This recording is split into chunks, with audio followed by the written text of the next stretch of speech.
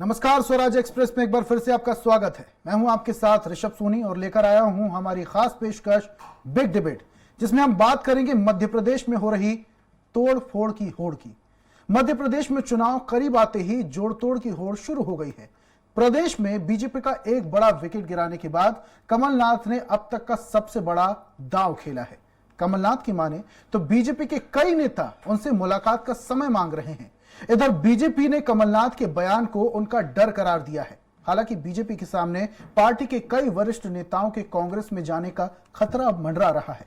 दरअसल गुजरात फॉर्मूले के चलते जो नेता बीजेपी के टिकट से वंचित हो सकते हैं, उन्होंने कांग्रेस के दरवाजे पर दस्तक देना अब शुरू कर दिया है। देखिए एक रिपोर्ट, उसके बाद करेंगे चर्चा। प्रदेश कांग्रेस अध्यक्ष और पूर्व मुख्यमंत्री कमलनाथ ने एक बड़ा दावा किया है। कमलनाथ ने कहा कि बीजेपी के कई नेता उनसे मुलाकात का समय मांग रहे हैं और कांग्रेस में आने को तैयार है। कमलनाथ ने कहा कि आज भी बीजेपी के कई नेता मुझसे मिलने आए और पार्टी में शामिल होने को लेकर पूछा। कमलनाथ ने दावा किया कि प्रदेश के हर जिले में बीजेपी के लोग उनके संपर्क में हैं। कमलनाथ ने कहा कि कांग्रेस पार्टी का पूरा फोकस जमीन से जुड़े हुए और लोगों से जुड़े हुए जनाधार वाले नेताओं पर है। आज बीजेपी के भी कुछ नेता मुझे मिले, मैंने कहा मैं ओपनली मिलूंगा, ठीक है। जो कांग्रेस में आना चाहते हैं मिले, सबके साथ मिले। बीजेपी मानने को तैयार नहीं है कि उसके नेता कांग्रेस में जा सकते हैं। पार्टी अध्यक्ष वी.डी. शर्मा ने कमलनाथ पर तंज कसते हुए कहा कि कमलनाथ जी हमेशा सपने देखते रहते हैं, अभी भी उन्हें मुख्यमंत्री बनने का सपना आता रहता है। कमलनाथ जी अपना घर संभाल नहीं पा रहे हैं, भारतीय जनता पार्टी की चिंता मत कीजिए। आपको सपना आता रहता है क्योंकि आपको भय है कि आपके विधायक भाग गए। आप अपने घर को संभाल नहीं पा रहे। बीजेपी की अपनी व्यवस्थाएं हैं और हम आश्वस्त हैं। आप अपने घर को संभाल नहीं पा रहे, भारतीय जनता पार्टी की चिंता मत करिए। भारतीय जनता पार्टी के संगठन में अपनी व्यवस्थाएं हैं। अपनी व्यवस्था और अपनी पद्धति के आधार पर हम आश्वस्त और विश्वस्त रह करके आपको चिंता करने की जरूरत नहीं है। भारतीय जनता पार्टी का कार्यकर्ता विचार के लिए काम करता है। मध्य प्रदेश में चुनाव से पहले बीजेपी के कुछ बड़े नेताओं की कांग्रेस में एंट्री हो सकती है। दरअसल गुजरात फॉर्मूले के कारण बीजेपी के कई बड़े नेता मंत्री टिकट से महरूम हो सकते हैं। ऐसे में ये कांग्रेस का दरवाजा खटखटा रहे हैं। कुछ ने तो अभी से दस्तक देनी भी शुरू कर दी है, ऐसा कमलनाथ का दावा है। ऐसे नेताओं की रणनीति बीजेपी को बगावत की आंखें दिखाकर टिकट पक्का करने की भी हो सकती है। हालांकि बीजेपी दबाव में आती दिख नहीं रही। इनमें से कई नेता अपनी जगह अपने बेटे बेटी को टिकट दिलवाना चाहते हैं, लेकिन बीजेपी की परिवारवाद को ना बढ़ाने की नीति के कारण उनकी दाल नहीं गल रही। इसलिए कांग्रेस में जाना इनके लिए मुफीद साबित हो सकता है। यही वजह है कि कमलनाथ ने आज दावा किया है कि बीजेपी के कई नेता उनसे मुलाकात का समय मांग रहे हैं और कांग्रेस में आने को तैयार है। अतुल पाठक, स्वराज एक्सप्रेस, भोपाल। मध्य प्रदेश में विधानसभा चुनाव को ज्यादा वक्त नहीं बचा है। 7 महीने बाद चुनाव हो सकते हैं, लेकिन तमाम पार्टियां, बीजेपी और कांग्रेस मुख्य पार्टियां मध्य प्रदेश में जो पूरे तरीके से सक्रिय नजर आती हैं। इसको देखते हुए कमलनाथ ने एक बयान दिया है और उसमें यह भी कहा है उन्होंने कि बीजेपी के तमाम नेता कांग्रेस में शामिल होने के लिए, उनसे मुलाकात करने के लिए तैयार बैठे हैं, लेकिन बीजेपी अलग तरीके का राग आलाप रही है। इस पर हम चर्चा करेंगे और चर्चा में हमारे साथ मौजूद हैं बीजेपी प्रवक्ता ब्रजेश पांडे जी, कांग्रेस प्रवक्ता धर्मेंद्र शर्मा जी और वरिष्ठ पत्रकार योगी राज योगेश जी। तीनों मेहमानों का बहुत बहुत स्वागत है और चर्चा की शुरुआत करेंगे कांग्रेस प्रवक्ता धर्मेंद्र शर्मा जी से। शर्मा साहब, कमलनाथ जी ने कहा है कि बीजेपी के कई नेता कांग्रेस में आना चाहते हैं, इस बात में कितना दम है, या फिर यह बात यूं ही कह दी गई क्योंकि बात है, कहने को तो कुछ भी कहा जा सकता है?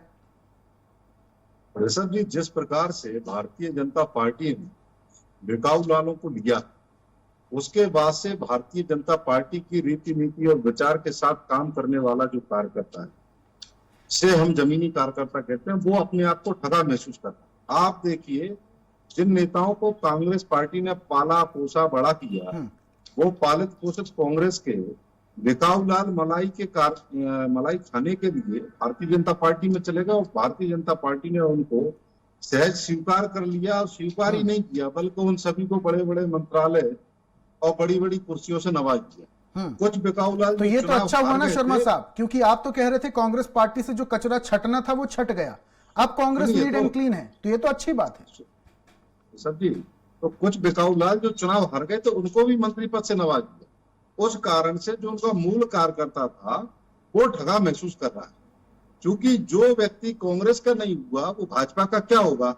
और कांग्रेस पार्टी इसलिए ये बात कहती रही है, मैं भी कहता रहा हूं कि हमारे यहाँ जो कचरा था वो चला गया, क्योंकि जो व्यक्ति अपनी पार्टी, अपने संगठन और अपनी नीति के प्रति निष्ठावान नहीं है, जो व्यक्ति जिस रीति नीति को जीवन में धारण करता है, जिस विचार के साथ मैं जीवन जी रहा हूं, अगर मैं अपनी विचारधारा का पालन नहीं कर सकता तो मेरी आत्मसम्मान और मेरी स्वयं इज्जत क्या रहेगी मेरी नजरों में। ऐसे व्यक्तियों को भारतीय जनता पार्टी ने स्वीकार किया, इससे हम लोगों को कोई दिक्कत नहीं है। सरकार गई, वो प्रदेश की जनता ने देखा कि जनतंत्र से बनी हुई सरकार को नोट तंत्र से गिराने का काम भारतीय जनता पार्टी ने किया।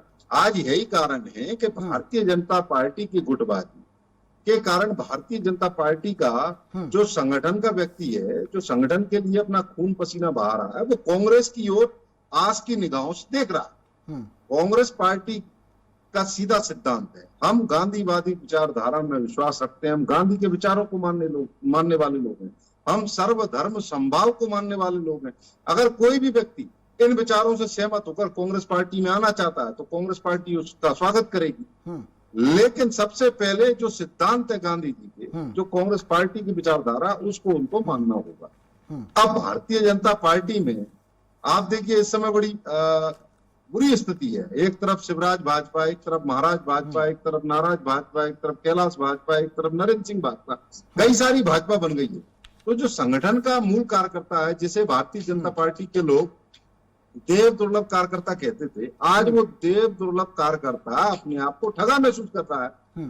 यही कारण है कि वो भारतीय जनता ठीक है पार्टी शर्मा साहब, माफ कीजिएगा, से उसका बड़े मोह भंग निवेदन हो के गया साथ आपको है और बीच वो में रोक भारतीय रहा हूं, जनता पार्टी को छोड़कर लेकिन कांग्रेस एक में आना बात चाहता है। जिज्ञासा के साथ मैं आपसे पूछना चाहता हूं, जैसा कि आपने कहा कि वो कार्यकर्ता, वो लोग जिस पार्टी के साथ उगे, जिस पार्टी ने उन्हें पहचान दिलाई, जिस पार्टी ने उन्हें पद दिया, उस पार्टी के सगे नहीं हुए तो दूसरी पार्टी में जाने के क्या ही सगे हो सकते हैं। अगर वही लोग बीजेपी छोड़कर अब वापस से घर वापसी करना चाहे, पार्टी में वापसी करना चाहे, तो क्या कांग्रेस पार्टी एक्सेप्ट करेगी उन्हें?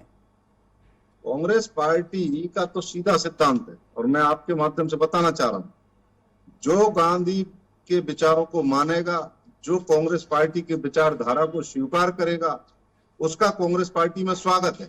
लेकिन जनता को छलने वाले और अपने लाभ के लिए जनता के मत को, जनता के वोट को हराने वाले लोगों की जगह कांग्रेस पार्टी में नहीं है। कांग्रेस पार्टी में ऐसे किसी व्यक्ति की जगह नहीं है जो अपने लाभ के लिए अपनी मां समान पार्टी का सौदा कर दे। कई बिकाऊ लाल जो पहले कांग्रेस में थे, वो कांग्रेस को अपनी मां समान पार्टी बताते थे और वो पद की लालसा में, मलाई खाने की लालसा में अपनी मां के नहीं हुए। तो ऐसे लोगों की जगह कांग्रेस पार्टी में नहीं है ऋषभ जी। ठीक है, बीजेपी प्रवक्ता ब्रजेश पाठक जी भी हमारे साथ जुड़ चुके हैं, उनके पास जाऊंगा, लेकिन उससे पहले वरिष्ठ पत्रकार योगीराज योगेश जी हमारे साथ जुड़ चुके हैं, जरा उनसे भी चर्चा करते हैं।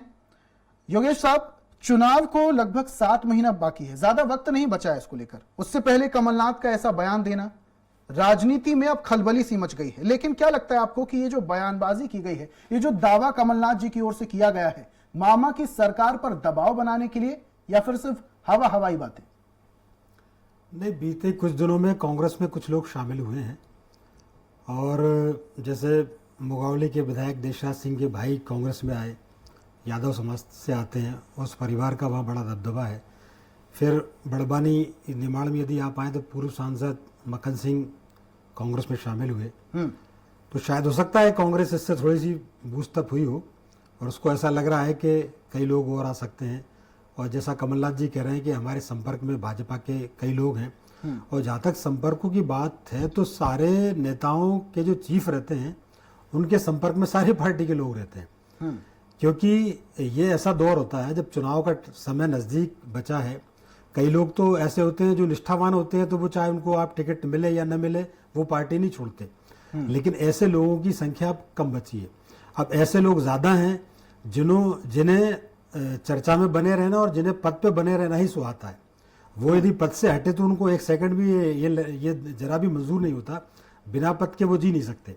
और यही कारण है कि चाहे कांग्रेस से टिकट मिले, चाहे भाजपा से टिकट मिले, चाहे आम आदमी पार्टी से टिकट मिले, उनको चुनाव लड़ना है, उनको किसी पार्टी से कोई लेना देना नहीं। तो आज के दौर में ऐसे नेताओं की भी बहुतायत है जो केवल इंतजार करते हैं कि हमें कोई सी भी पार्टी ले हम चले जाएंगे।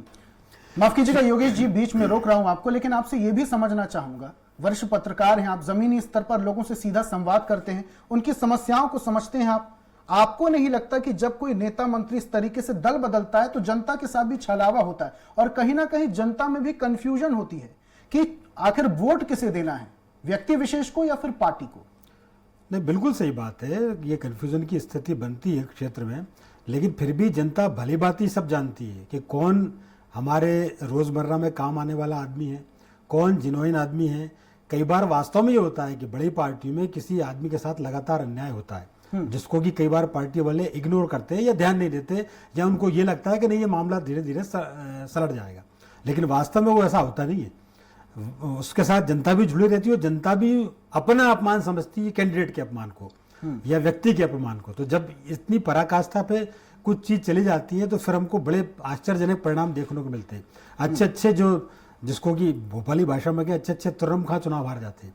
हमने देखा कई पार्टियों में जिनका कि डंका बजता था, जो कभी नहीं हारे थे, वो भी चुनाव हार जाते हैं। वो सिर्फ इसलिए कि वो जनता के उस कैंडिडेट का अपमान करते हैं जो जनता से रात दिन जुड़ा हुआ है। तो पार्टियों को भी इस बात पर गौर करना चाहिए कि वास्तव में कौन पार्टी का वफादार तो है ही, जनता का वफादार भी कौन है। आजकल लोग ये देख रहे हैं पार्टी का वफादार बस उस चक्कर में टिकट मिल जाते हैं, लेकिन उसकी जनता में क्रेडिबिलिटी कितनी है। अभी भी मान लो कांग्रेस में 2-3 लोग आए या भाजपा में 2-3 लोग आए, ये क्या वो लोग हैं जो पार्टी को जिता सकते हैं या खुद जीत सकते हैं? तो ये बहुत सारी चीजें होती हैं जो इफेक्ट करती हैं।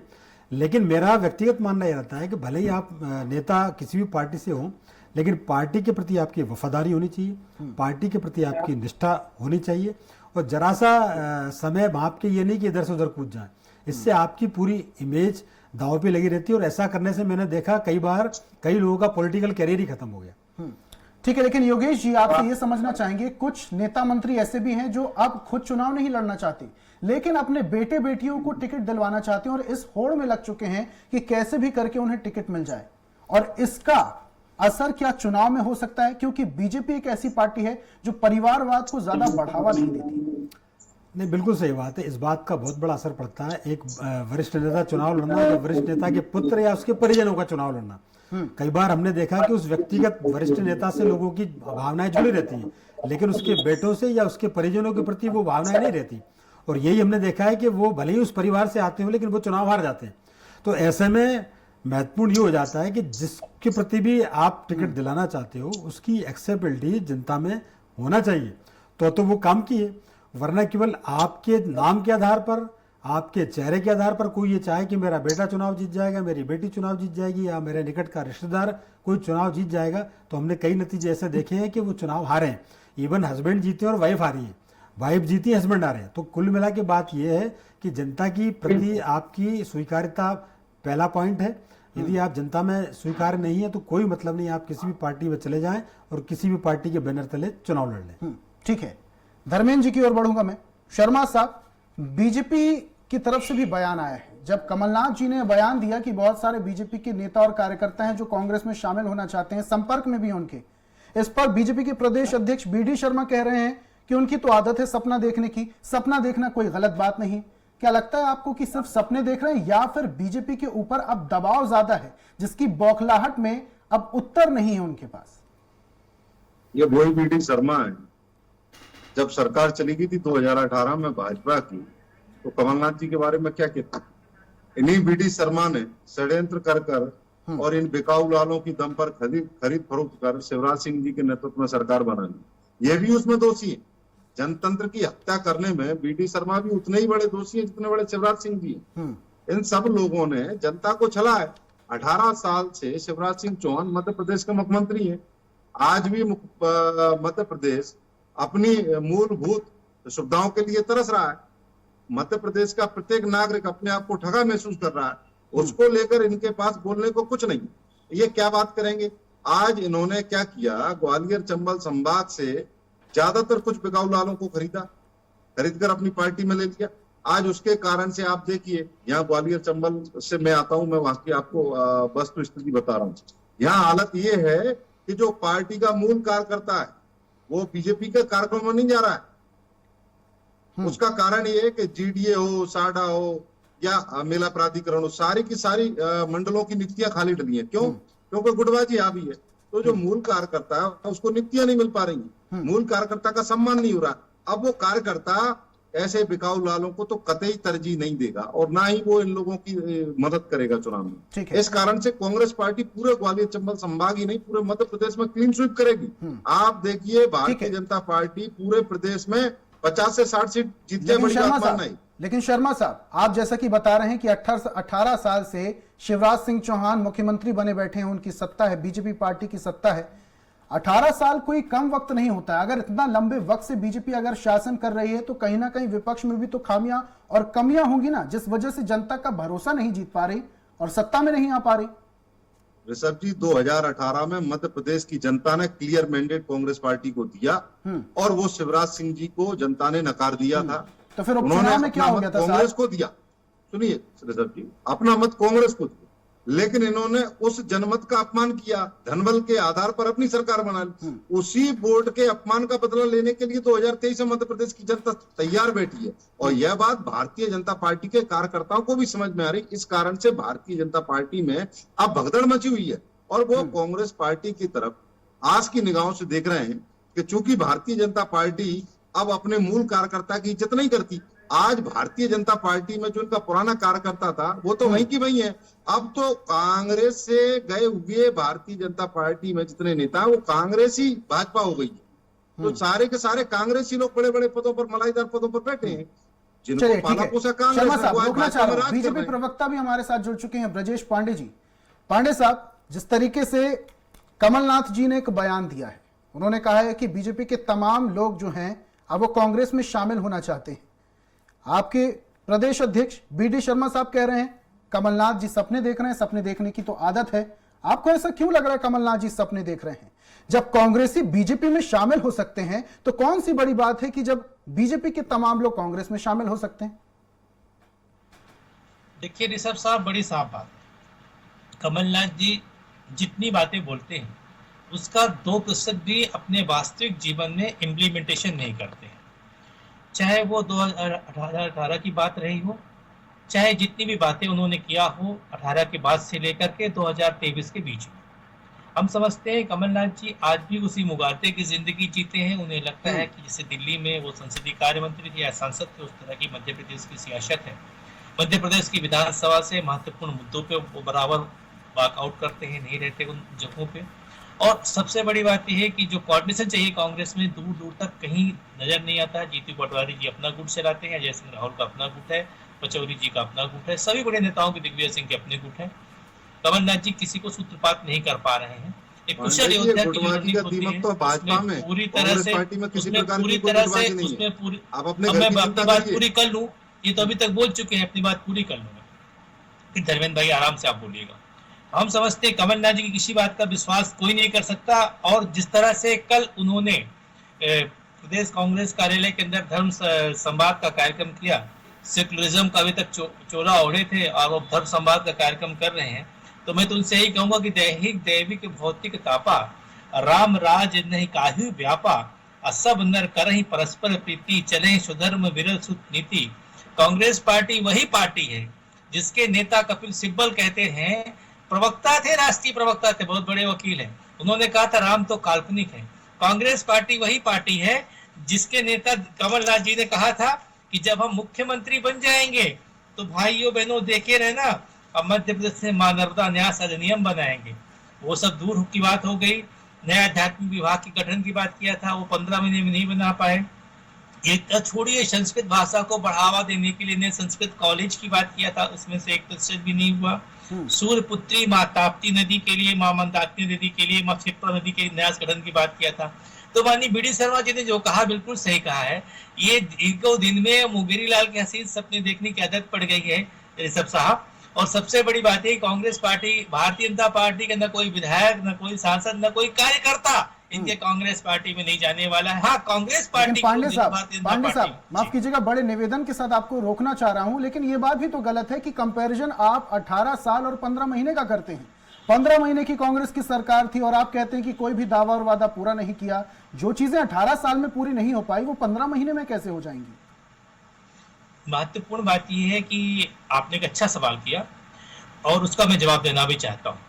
देखिए, इनके नेता राहुल गांधी ने क्या कहा था, पब्लिक डोमेन में कहा था, पब्लिक भोपाल में, इंदौर में, जबलपुर में, रीवा में, जहां राहुल गांधी की सभा थी कि हम जितने भी वादे, हमारी पार्टी वचन पत्र में जितनी भी बातें लेकर के आएगी उसका 25% जो है हम 6 महीने के अंदर कार्य पूरा करके देंगे। 1.5 साल यानी 6 बने, एक तरीके से 3 टेन्यूअर्स पकड़ लीजिए 6 महीने के हिसाब से, एक लंबा समय। लेकिन उसका 2% भी तो बता दीजिए जो कमलनाथ जी ने किया हो।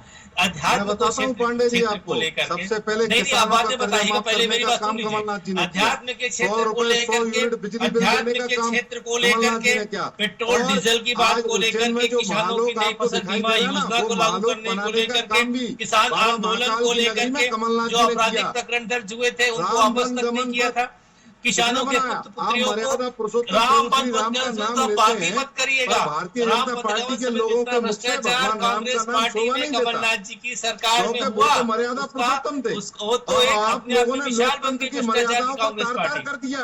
कांग्रेस पार्टी ने कहा था कि हम किसानों की कन्याओं की 51,000 रुपए देंगे। बच्चियों का ब्याह हो गया, बच्ची ब्याह करके घर पहुंच गई, किसी भी बच्ची को 51,000 रुपए नहीं मिले। बारे कमलनाथ जी झूठ के पुलिंदा, कांग्रेस पार्टी झूठ के पुलिंदा और झूठ बोलने में कोई इंटरनेशनल पीएचडी मिली है।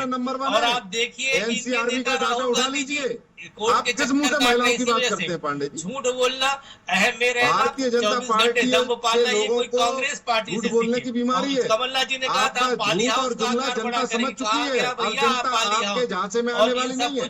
आपके प्रधानमंत्री नरेंद्र मोदी जी ने कहा था कि नहीं कहा था, मुझे बताओ पांडे जी, मध्य प्रदेश में कांग्रेस पार्टी का दायित्व क्या बनता था कि जिन मुद्दों को लेके आज आप बात कर रहे हैं, चुनाव के समय नजदीक आ रहा है, ये किसने कहा था? ये झूठा कौन है? 2018 से लेकर 23 तक क्यों गायब थे? पांडे जी, 365 दिन झूठ पांडे बोलते जी, हैं मेरे बातों का जवाब तो दीजिए। 2 करोड़ युवाओं को रोजगार देने की बात किसने कही थी? बोलने पे बहुत ही महंगाई की मार है इस बार मोदी सरकार, ये चाहे वो किसने कहा था? सरकारी आंदोलन अच्छे की बात बनाने हो, वाले हैं, चाहे इरिगेशन की बात हो, पांडे साहब, शर्मा साहब, ब्रजेश पांडे जी सब सेक्टर और धर्मेंद्र शर्मा जी शांत हो जाइए, एक एक करके, ऐसे नहीं। शर्मा साहब से मैं सवाल करना चाहता हूं। शर्मा साहब, ये सवाल मैं पहले भी कर चुका हूं लेकिन एक बार फिर से करना चाहूंगा क्योंकि इसका संतुष्ट जवाब मुझे नहीं मिला था।